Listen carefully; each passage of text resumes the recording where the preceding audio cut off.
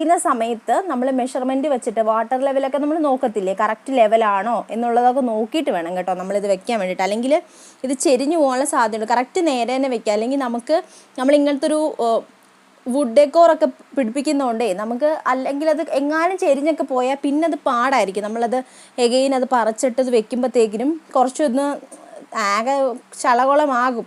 അപ്പോൾ അങ്ങനെയൊന്നും ചെയ്യാണ്ടിരിക്കുക. വാട്ടർ ലെവലൊക്കെ നോക്കിയതിന് ശേഷം മാത്രമേ നമ്മളിത് നമ്മുടെ വാളിൽ അറ്റാച്ച് ചെയ്യാവുള്ളൂ. അപ്പോൾ നമ്മൾ 2 സക്സസ്ഫുള്ളി കംപ്ലീറ്റ് ചെയ്തിട്ടുണ്ട്. ഇനി ലാസ്റ്റ് പീസിലേക്കാണ് നമ്മൾ പോകുന്നത്. ലാസ്റ്റ് പീസ് ഇത് കണ്ടോ, അവസാനം ആകുമ്പോഴായിരിക്കും നമുക്ക് ഐഡിയകളൊക്കെ തെളിയുന്നത്. ഇത് ഇങ്ങനെ ഈസി ആയിട്ട് ചെയ്യാം എന്നുള്ളതിൻ്റെ കണ്ടോ, എന്ത് ഈസി ആയിട്ട് ചെയ്യാൻ. ഞാൻ ഇത്രയും നേരം കയ്യിൽ പിടിച്ചാണ് ചെയ്തുകൊണ്ടിരുന്നത്. അപ്പോൾ അങ്ങനെയാണ്. അപ്പോൾ ഇങ്ങനത്തെ ഈസി ആയിട്ടുള്ള മെത്തേഡ്സൊക്കെ നമുക്ക് എന്ത് കാര്യമാണെങ്കിലും അവസാനമായിരിക്കും നമുക്ക് ഇങ്ങനത്തെ കാര്യങ്ങൾ ഐഡിയാസൊക്കെ വരുന്നത്.